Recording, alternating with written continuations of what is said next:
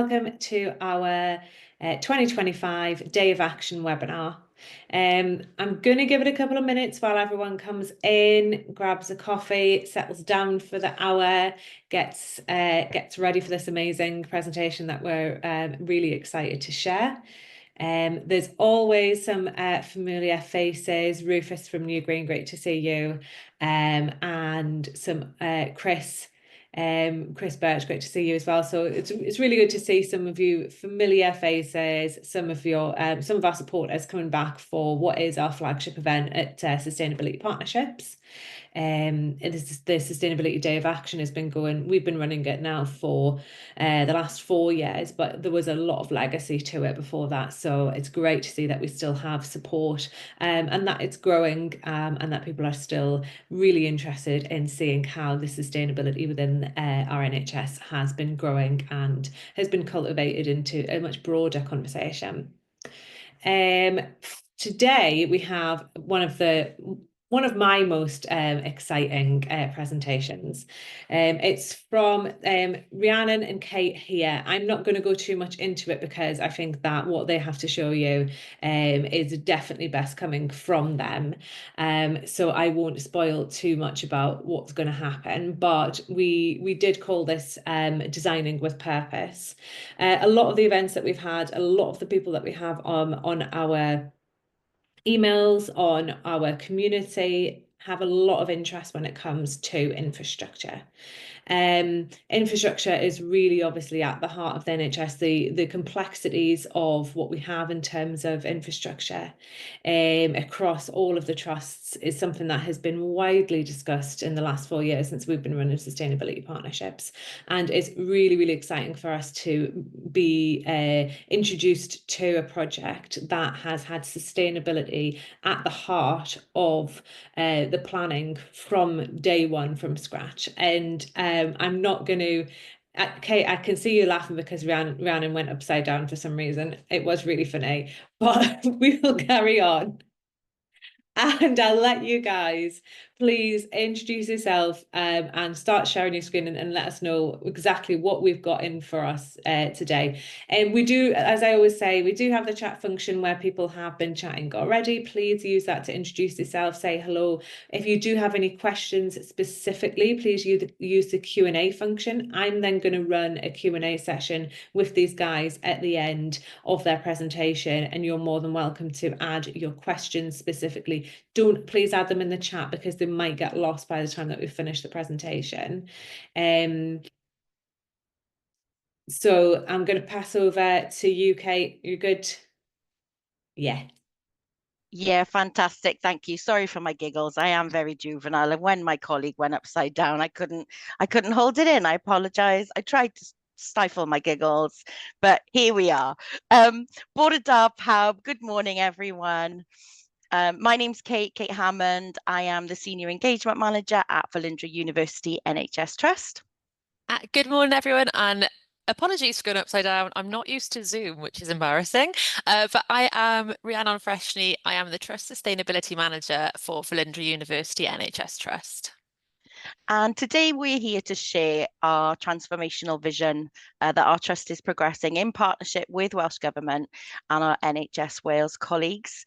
So this groundbreaking project is shaping the future of cancer care in Wales. It is designed to meet the evolving needs of patients and staff alongside that long-term sustainability.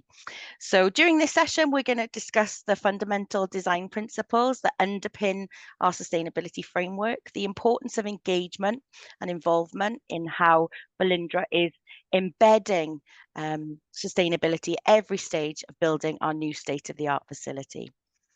So the new Velindre Cancer Centre aims to establish a precedent for future public sector projects, demonstrating that sustainability and excellence in healthcare can coexist harmoniously. So just a little bit about us. The Trust delivers some vital services across NHS Wales. So the Trust runs Velindre Cancer Service and the Welsh Blood Service, which of course, is a national service across Wales. We also host Health Technology Wales and NHS Wales Shared Services Partnership. But what we're here to talk about today is our new Velindre Cancer Centre.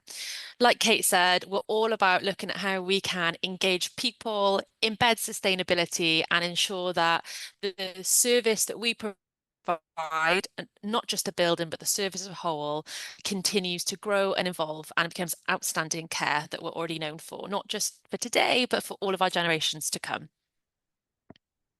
I think this is not news to us, but unfortunately, cancer is one of the biggest challenges facing our health service.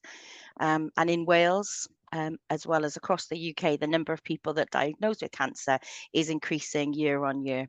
But thanks to the advances in medicine and technologies, things like radiotherapy, more people are living longer with and beyond their cancer diagnosis. So the use of non-surgical oncology, which is what we specialise in at Velindre, is also becoming the preferred first definitive treatment in a number of tumour sites. And patients then need access to timely, effective radiotherapy or systemic anti-cancer therapy, so often referred to as chemo, sometimes given in combination. We are transforming our clinical model. It's vital that we can now deliver these groundbreaking new treatments in the new Velindre Cancer Centre and look after more poorly patients and their side effects in a responsive way. So how we're doing this, we're working in really close partnership with our health board partners, specifically Cardiff and Vale, which are just down the road from us, where we've made a joint appointment to help with the establishment of those clinical pathways. So we're integrating some of our services a little closer, which will be transformative for patients and staff. Now, our current building is fast approaching 70 years old.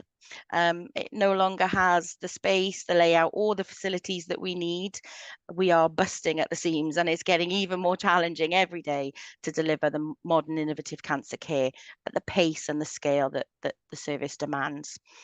Our research capacity, although it is globally known for the amazing research that goes on at Velindre, is limited by a lack of space, diagnostic capacity, and access to radiotherapy machines.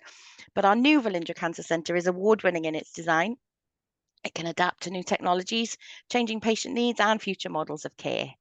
It will be twice the size of our current footprint, digitally enabled, and has the flexibility and scalable design, making it fit for the foreseeable future of cancer therapy.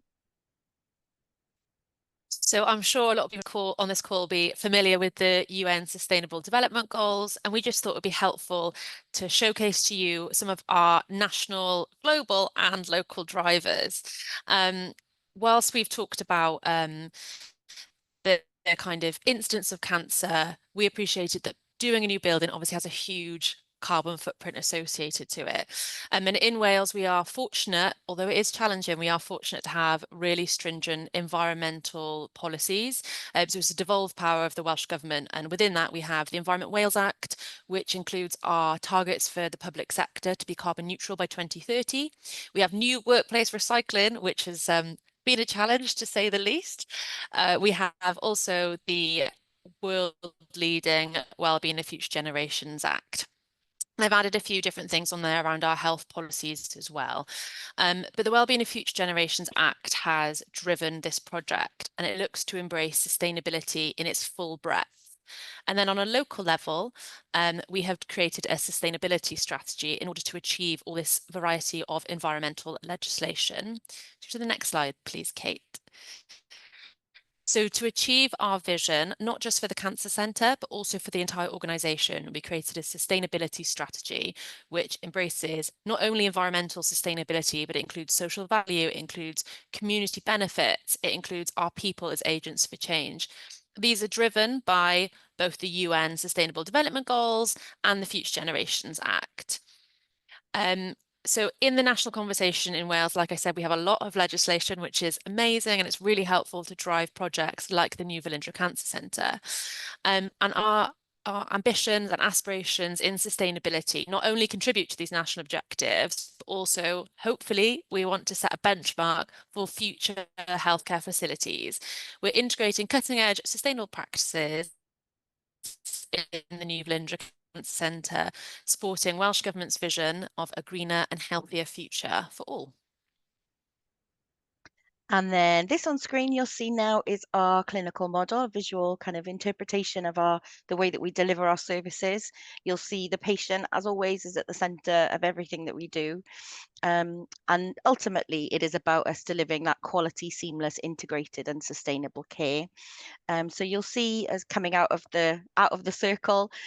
We deliver services in lots of different places. So that covers the Velindre at model. So it is where our Velindre staff deliver care closer to patients' homes in their local general hospitals. So instead of people travelling to the Velindre Cancer Centre when they don't really need to, from a patient experience perspective, but also from a sustainability perspective, it is much better for us if we can deliver care closer to people's homes.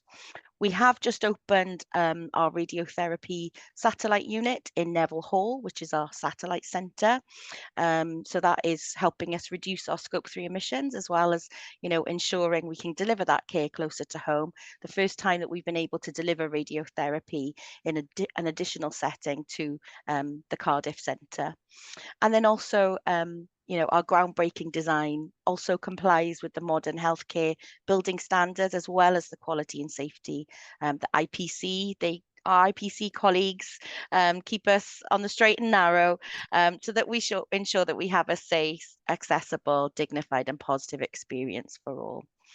And finally, let's not forget our staff and the impact that this new hospital will have on our workforce. I know myself and Rhi are really excited, but we just represent just 2 people from across our workforce.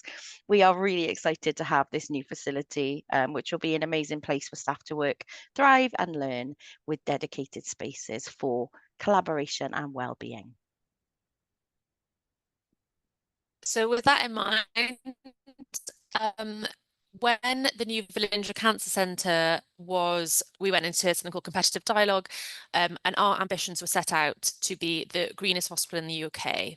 And we place sustainability, embodied carbon calculation, operational carbon, but alongside patient and staff health and well-being at the centre of our design decision process. We wanted to ensure that everything was integrated from the very beginning. And as well as that, there's a huge focus on community benefits and social value, because we know that goes hand in hand with our sustainability goals. We'll come on to talk about the community benefits and social value elements of the project a little bit later on, but I'm sure you're really excited to get to know what our design principles were and how we decided to set them. So we stipulated right at the start that the design should support and enhance ecological diversity and the natural environment of the site. We're really lucky that the site we have is absolutely beautiful. It's not too far from the current site where we currently are, so it's not too difficult to get to. It is, absolutely beautifully landscape. You'll see from some of the images that you will see. The idea is that we would absolutely minimize energy demand using that fabric first passive design approach, eliminate fossil fuel use, so we will be all electric, maximize opportunities for an on-site renewable energy generation. We'll be using non-toxic natural materials to reduce that embodied carbon and waste. The water strategy was really important to us too, so making sure that we use water efficiently, providing sustainable drainage that's also integrated into the building and the landscape. And then alongside that, the green transport plan, including, provision for electric vehicle charging, encouraging the use of public transport, and a really cool cycle storage for our staff to be able to use.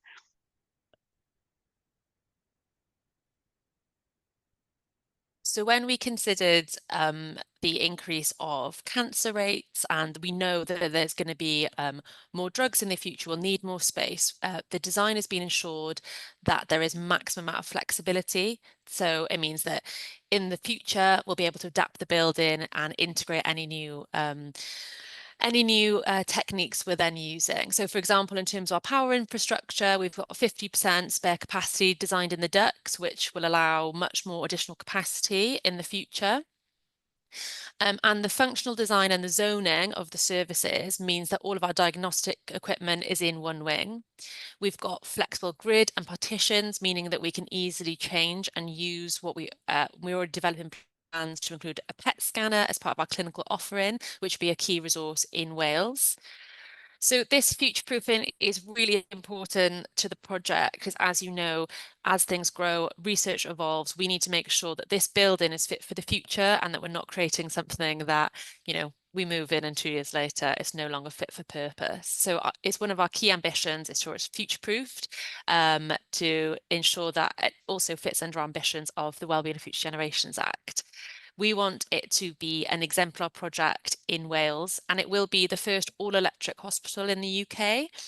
And the low energy usage means it'll be about around 65% less than the current hospital, even though that it's actually twice the size. And we think it's great. But have a little look here. Hopefully you can see this. Yep, so we can. Excellent. So this gives you a bit of an idea of how the progress has taken place. I'm aware you're not hearing the dramatic music that plays alongside. Hey, maybe see if you can just pause it real quick and then see if you can, if that thing's grayed out still, to share your audio. I might have cracked it, but we can give it a try. We've got it. Okay, let's go back to the start. Let's have the drama. Yes. There it is. Hang on. That's the Hang dramatic on. music we're looking for. Let's see if we can go back to the beginning. Bear with me. There we go. I'll be quiet for a second.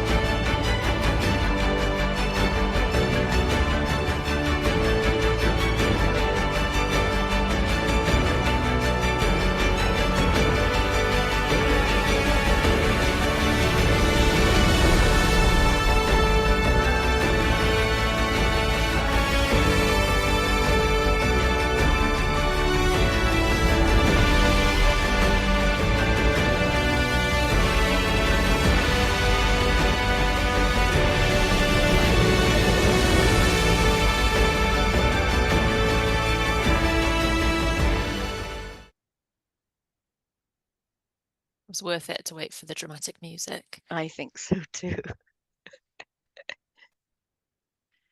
Okay, bear with me a second.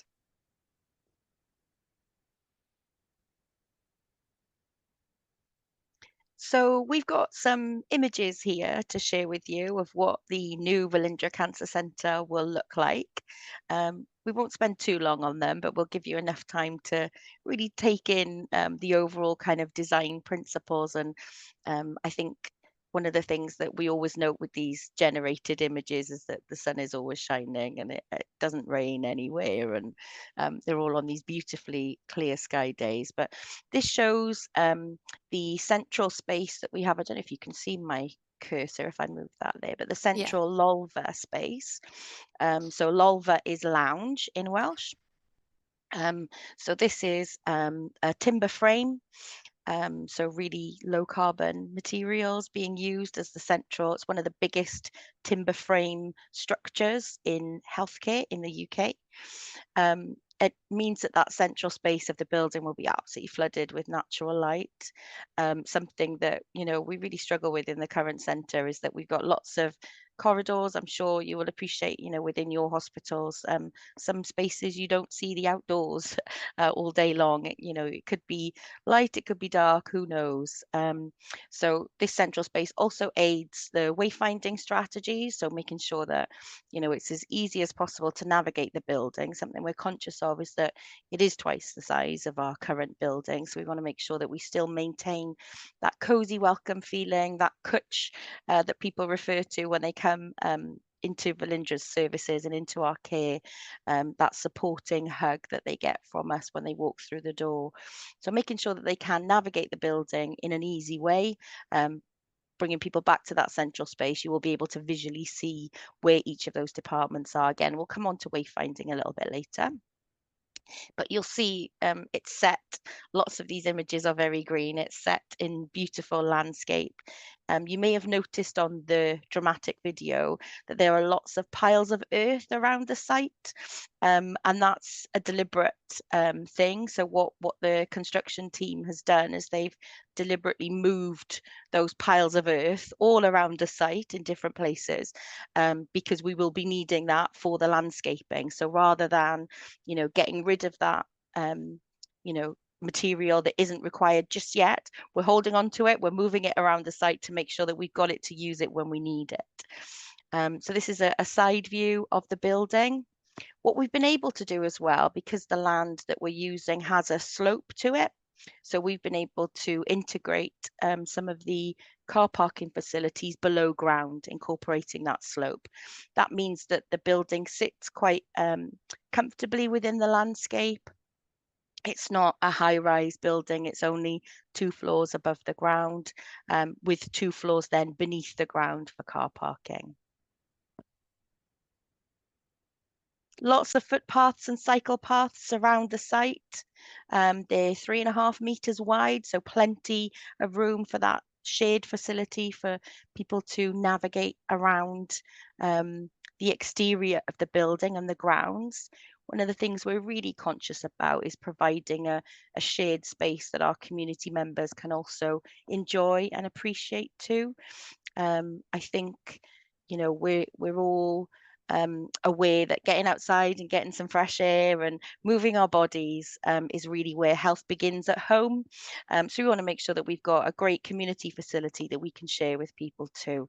We also know that people, when they hear that they have to come to Velindre because it is so closely associated with cancer care in Wales, it can provide some anxieties for people that they have to come to Velindre. There's that fear of the unknown. And by opening up our facility, hopefully we're encouraging people to come and join us for, you know, a makers market in the Lolva, or an art exhibition, or a performance in the performance space. So what then goes from being, you know, a scary cancer centre that I'm afraid to visit, I'm not sure what's going to happen, becomes, oh, that's that place where we went to see that wonderful performance by the local choir, or oh, that's where we bought that hand knitted beret that I look so divine in. So it's just about breaking down those barriers to our facility and making sure that it's a shared community space that benefits all. Click through some of these too. There's bonus points if you can spot the wildlife in these images. I will let you know there is a deer to find and there's a badger. Neither of those, well, you never know, but neither of those we plan to be on the site, but they are included in this imagery. This is the Lolva central space that I mentioned earlier on. So you can see that flooding of natural light through the central space. And obviously the use of the wooden frame. This is a view out from our cafeteria and our feature staircase out into the physic garden. There are lots of specially designed garden spaces within the landscape. So some for patients only, some for staff only, some for mixed and community use as well. We'll touch on the kitchen garden a little later. So we think it's great, but other people are telling us it's great too. So it's already won, before it's even been built, it's already won design awards. One of the key things that has been picked up as part of that award-winning design is around the patient bedrooms and the staff occupied rooms having the views of the beautiful landscape. So embodied carbon has been a real big focus in this project throughout the procurement phase of the project, leading all the way to the design, and it actually exceeds relevant standards. And we've gone further than the original target set out in the original design, which is amazing.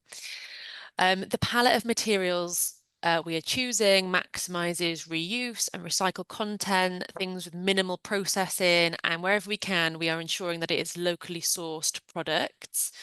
We're ensuring that the palette is still robust and low maintenance, which results, as you can imagine, in significant reduction in embodied carbon over time.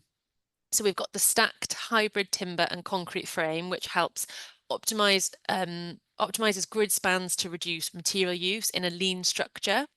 And the cladding materials have all been chosen to ensure they minimize embodied carbon. So again, we've got reclaimed and recycled materials. They are always prioritized. We're looking to reuse stone from local quarries and using natural materials that are breathable on the external walls and internally. We've also reduced the number of trades, and the interior finishes are easy to clean, which, as we mentioned earlier, ensuring that we are complying with all IP&C standards, which, when it's such a different approach to how the NHS usually works, hasn't been without its challenges, but we're really fortunate that our IP&C team have been on board from the beginning, and we have tested out so many different materials to ensure that they are easy to clean, and they are still safe, and looking at like that non-toxic, the natural detergents, and we've been looking at things like lime render in some of our locations, which is also given like a really amazing social value element because there's upskilling on the construction staff on the site who maybe haven't done that before. So it was like another really nice element. Kate showed you the Loltha, which, as we said, is lounge in Welsh, and that is going to be full of timber, which of course has way less embodied carbon, and low carbon concrete where possible is all being locally sourced again. So we've been drawn on the inspiration from the local buildings and landscape. And as Kate said, we have dug it down into the underground car park is down in the slope, and we've ensured that the height of the building doesn't exceed the tree line around it.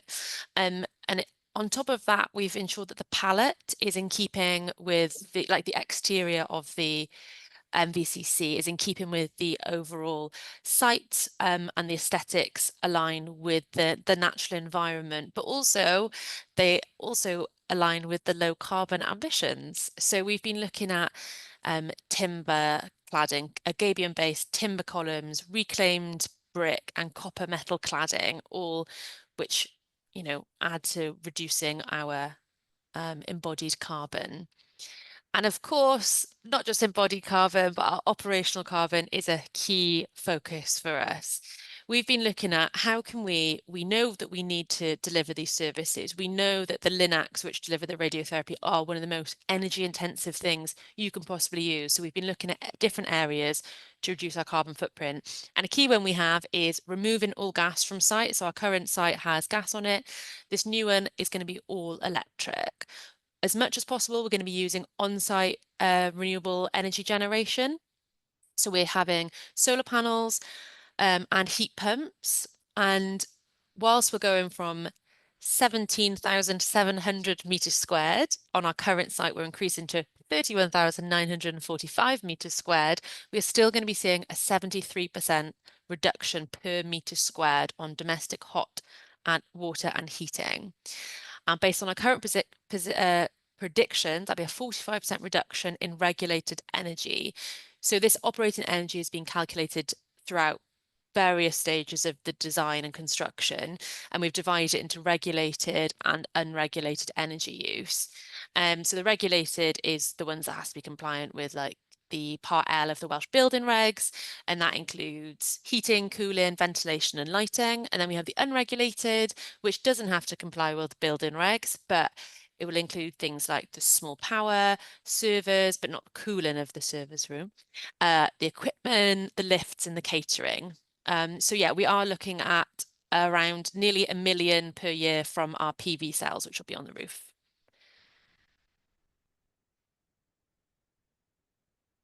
So like I mentioned, we're going to have air source heat pumps as opposed to traditional gas boilers. And we are looking, so on the video you can see there, we've got the photovoltaics on the roof, but we also have green roofs. And if you look at the top left, there's an energy centre there as well.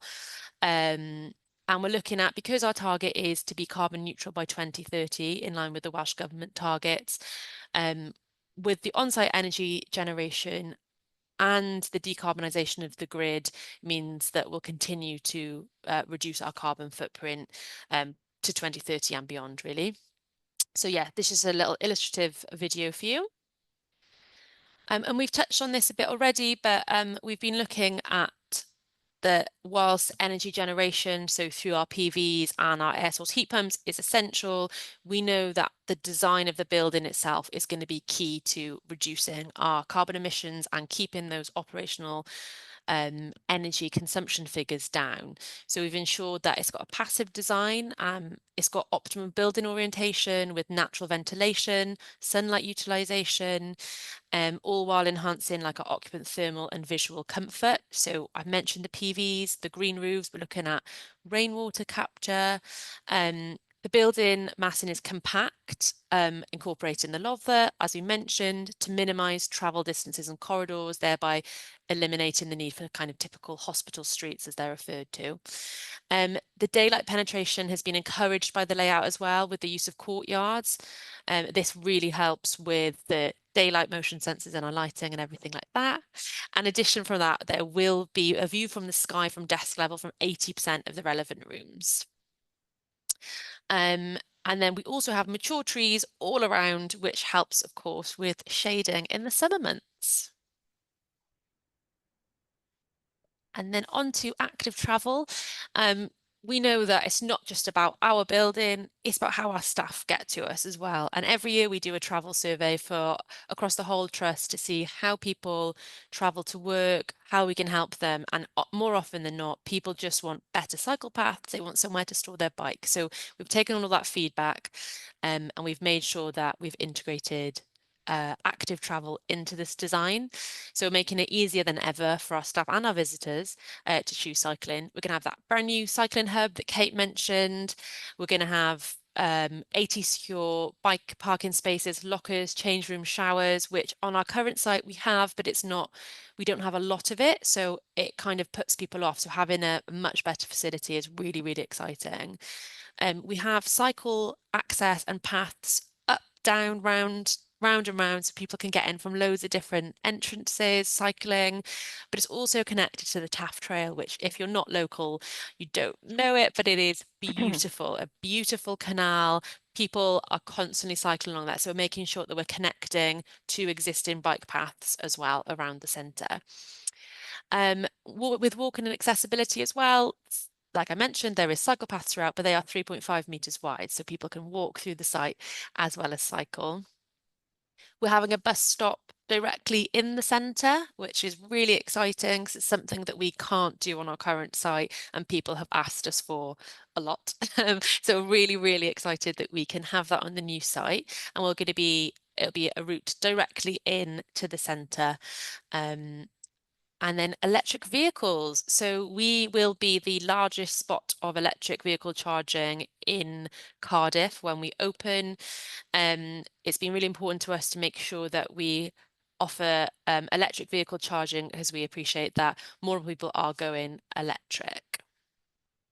And South Wales have are developing a metro strategy, which we are engaged in and supporting. And then on to biodiversity. So it's not just around energy. We are also ensuring that we embrace biophilic design. The design seeks to reduce its built footprint by minimising any impact on the environment and protecting the surrounding natural designations, which includes the canal I just mentioned and the Longwood SSSI. We've ensured that any existing habitats are retained and habitat gradients are created, which includes from the woodland to the forest edge. We've been ensuring that we maintain scrubs and clearing. ensuring that we've got biodiverse wildflower meadows. We just know that this will allow us to have a lot of different flora and fauna to help develop really healthy ecosystems. So when people have those walkarounds, it's not just positive for the environment, but it's also positive for our patients, our staff, and our volunteers, that when they walk around, they can really be in the natural environment.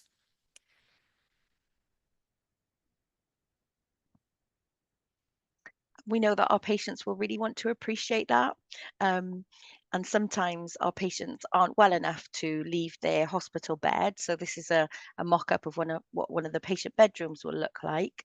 And every single one of our inpatient bedrooms has a view to that beautiful landscape.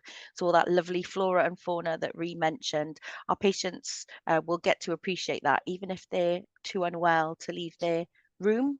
So the doors that you'll see that open out to the outside are wide enough for both wheelchairs and for hospital beds to go outside, so that, you know, we all know that research clearly demonstrates the positive impact that being outdoors and in the fresh air and experiencing nature can have on people's overall well-being. So we wanted to make sure that, you know, all of our patients would get to see that and appreciate it. And then this is one of our kitchen gardens. So you'll see the building that's on the left of your screen here. That's our restaurant facility. And then directly outside is our kitchen garden. So what we hope for this space is that it can be a wonderful shared community space, that we can involve our really dedicated and super supportive Velindre volunteers who can help look after that kitchen garden, growing wonderful healthy foods that then our restaurant can then cook and serve to our patients and their visitors within the restaurant facility.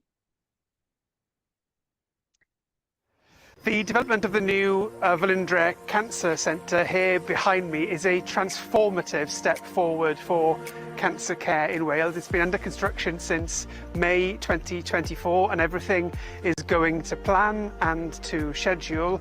And when it's complete, it will be able to offer world-class facilities for cancer care and support right across South East Wales, with cutting edge, the most modern technologies and facilities here in the north of Cardiff. I want to say a huge thank you to the Velindre Trust and to Acorn Construction and all the subcontractors and everybody working on this project. The level of commitment and the level of dedication, people are working tirelessly to deliver this project on time, and it'll be a centre and a service that we can all be proud of in Wales.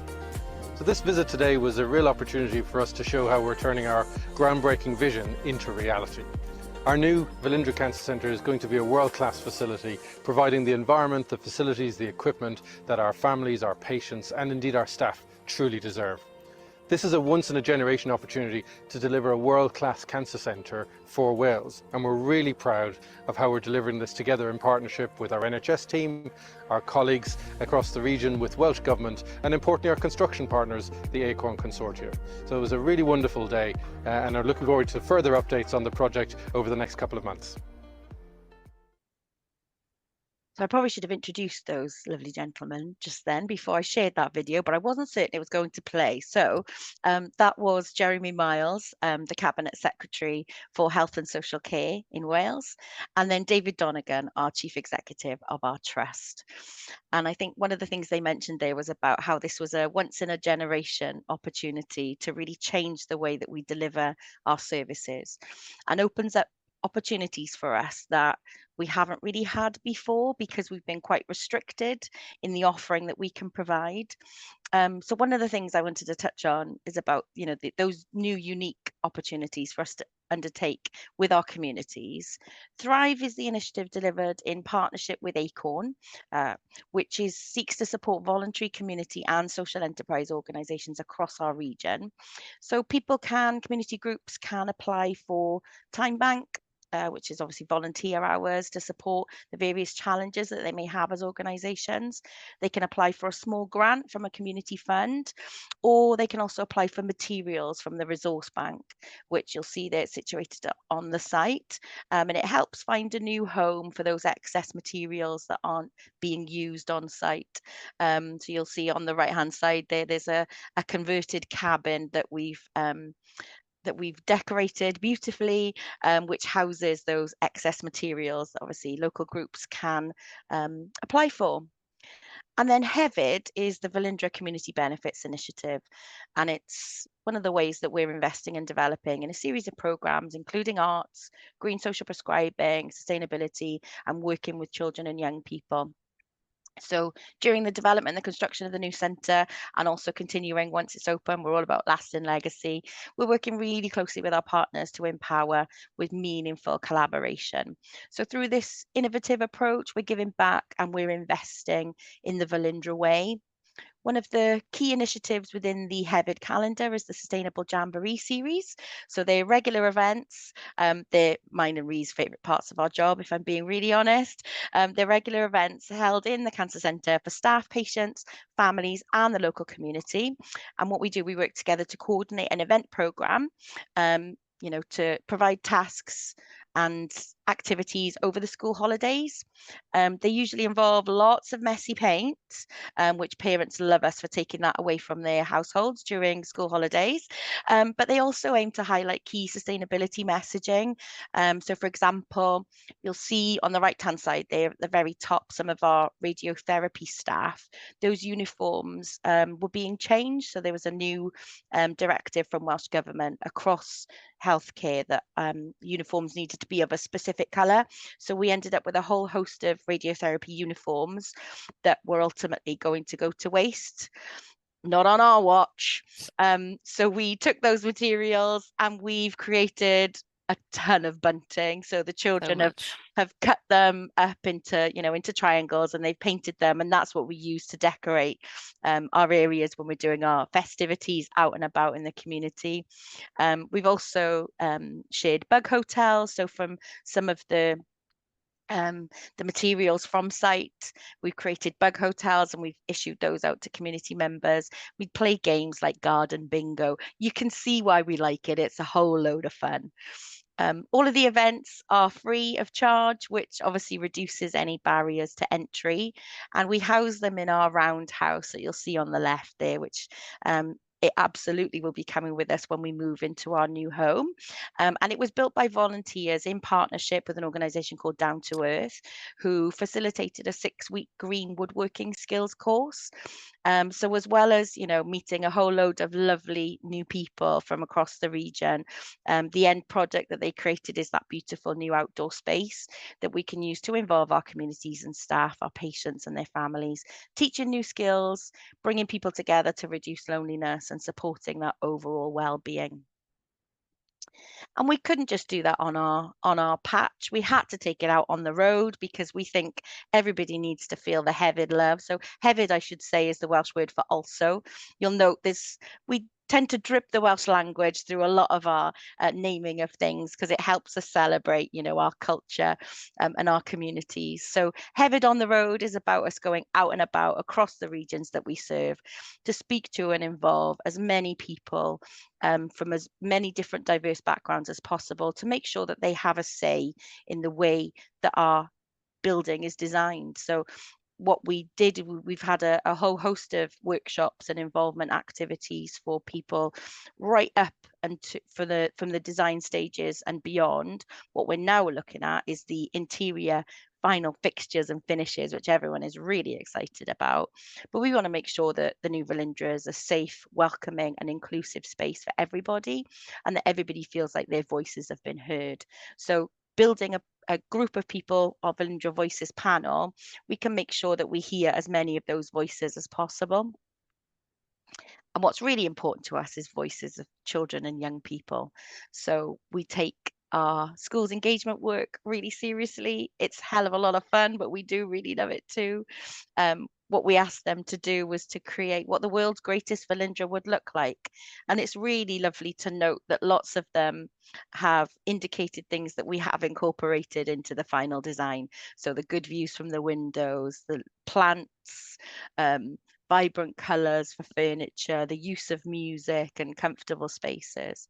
So you'll see some of the children from one of the primary schools there on the left. And then below that, you'll see an excerpt from an additional schools engagement programme where we ask schools to create the new Velindre Cancer Centre in Minecraft. We know that that's hugely popular with children. They spend an awful lot of time on there. So we thought, what's a great way that we can get them involved, and also, you know, meeting them where they are. So do something that they will enjoy too, but helping them think about what our space could be best used for.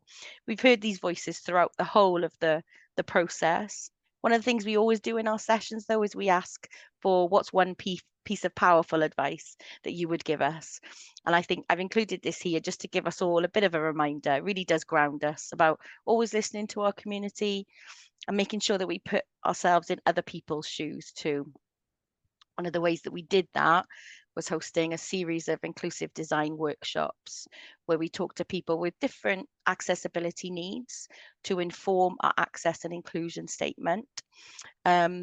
I think, as I mentioned, it's really important that our building and the way it works is as accessible and welcoming and inclusive as possible.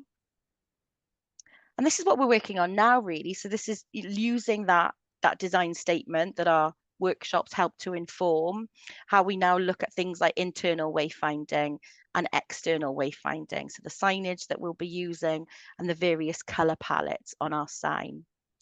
I think the next thing I'm about to say is that it's very scary.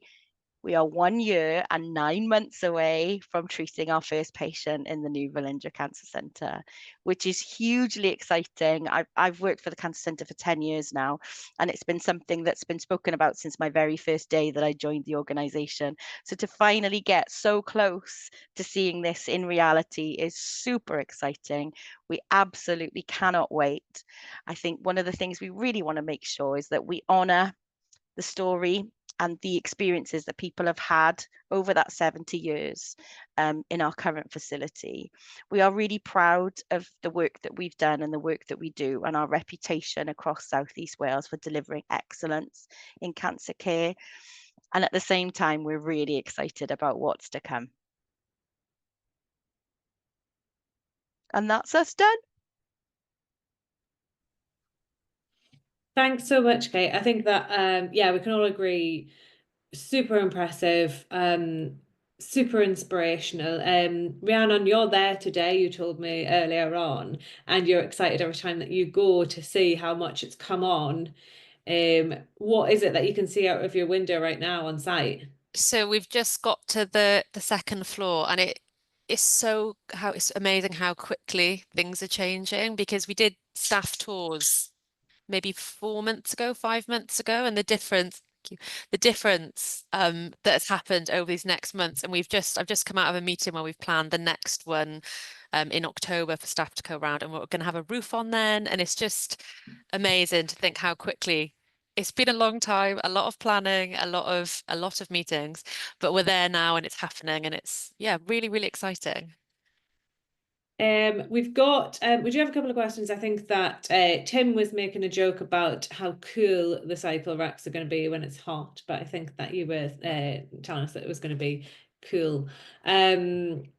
Tim's also asked that he missed half of the first video. That's fine, Tim, and for anyone that needs to know, both of those separate videos will embed on our write-up on the Sustainability Partnerships website. We'll do a full write-up of what's happened today. We'll have this video of this webinar embedded on there. We'll have a full presentation from Kate and Rhiannon embedded there, and the videos on there separately, so you'll have absolutely everything, and it'll be sent to you on email as well, everyone who's joined and everyone who's signed up.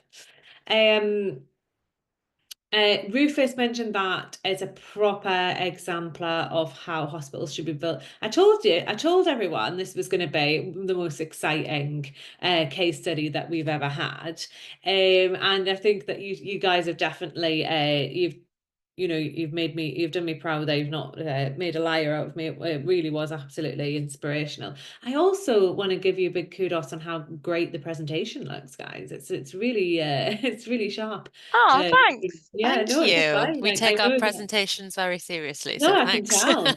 We don't always, we get great stuff from from the NHS, but it's not always, you know, up to sort of this sort of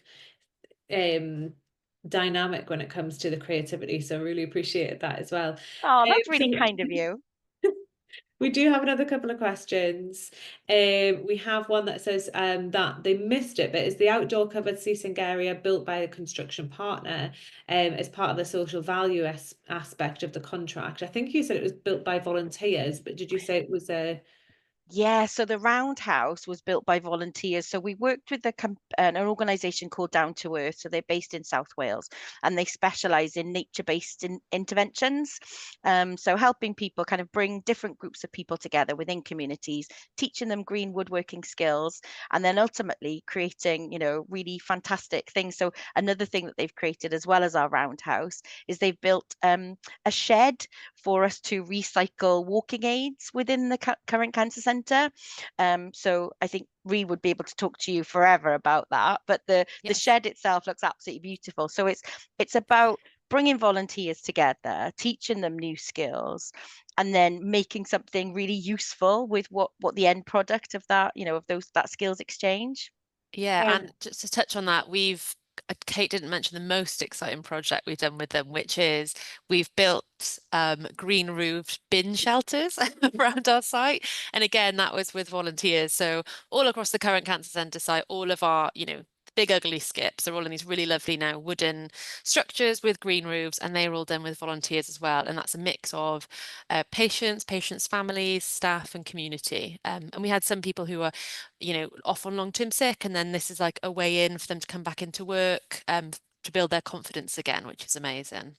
I just feel like there's not anything that you haven't thought of. Everything that you do, it's not just this thing, it's the next thing and the next thing. But please make no bones about it. This has been a long time that all of us have been working on this. It hasn't just popped up in the last 6 months. This has been, as I said, it was talked about when I first joined the organisation that we really need a new cancer centre, don't we?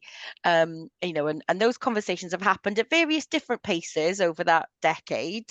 Obviously, with the pandemics, you know, sandwiched within there, which presented a whole host of new challenges, you know, within the process of this.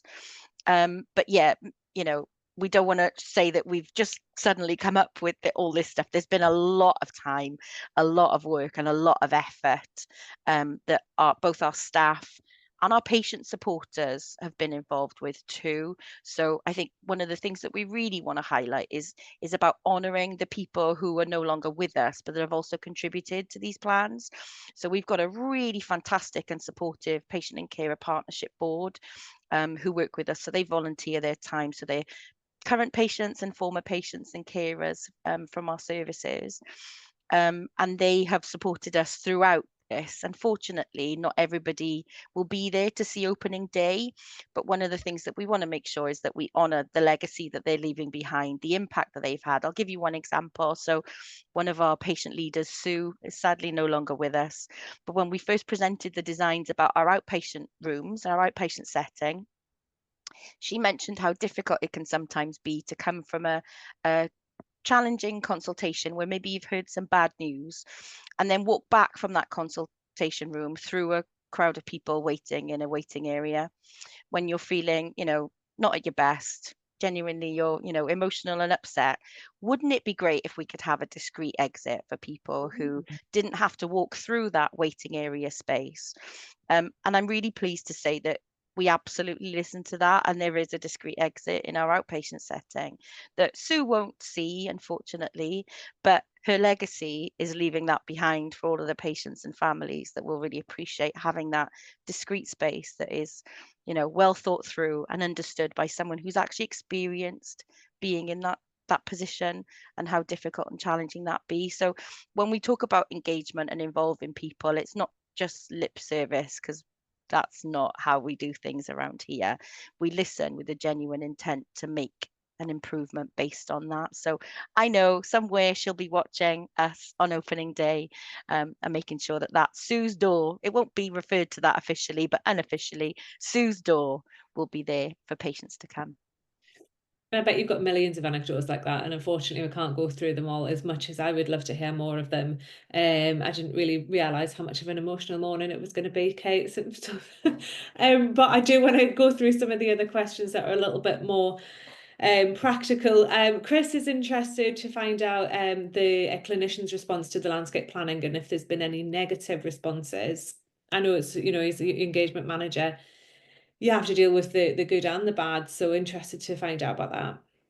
Yeah, we have. And I think it would be wrong of me to say that everything's been smooth sailing in terms of, you know, the response that our plans have had, both from within the community, and by that I mean our kind of local neighbourhood community, but also within our clinical communities too.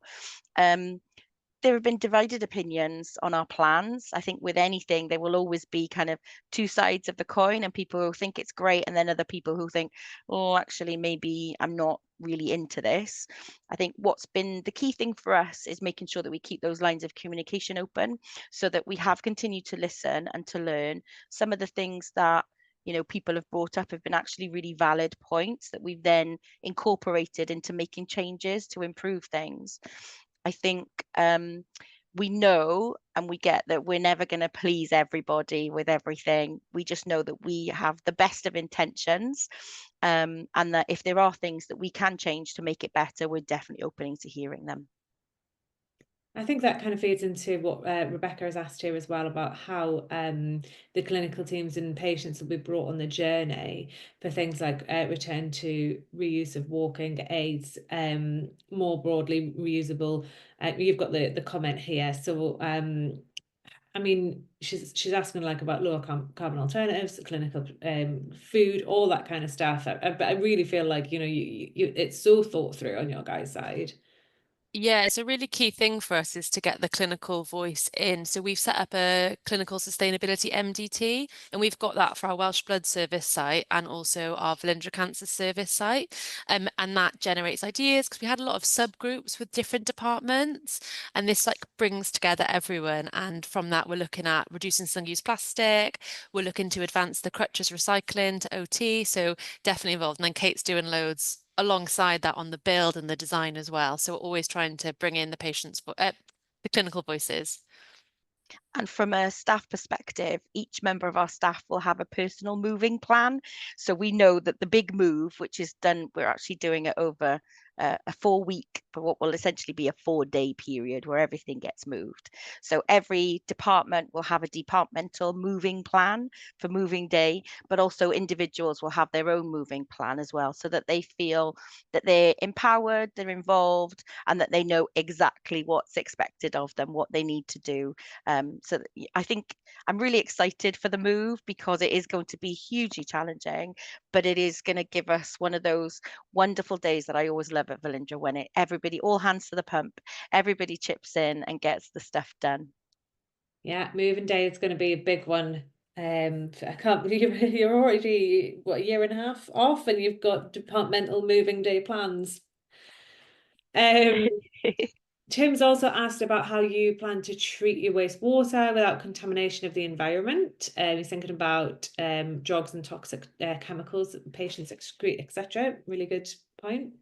Yeah, and it's something that I'm not like really involved in, so I don't want to give any sort of incorrect answers. But on the current site, we have different water waste streams. So we have, obviously, with our radiotherapy patients or patients who are going through radioactive treatment, that has a very specific waste treatment. And I know that we have a water safety strategy, and we have a very, very robust water safety group on the current site who are engaged in the planning of the new site. And we've got yeah, so we've got the strategy, but unfortunately, I'm not really close to the details, so I don't want to give you anything that's incorrect information. But we can, if you want, we can take your email address and we can provide you with any further info if you want it.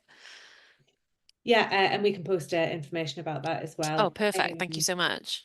But we are running out of time, and I think that from all of the comments that we've had here and everything about how how inspirational this has been. I just want to say a massive thank you to both of you guys for sharing this with us. I think that when you got in touch, Rhiannon, I was like, wow, this needs its own sort of, you know, hour long to share this, if not longer. Obviously we don't have that much time, and I just you know, you guys have got the 2030 goals, which is even more stringent than some of the trusts that we work with.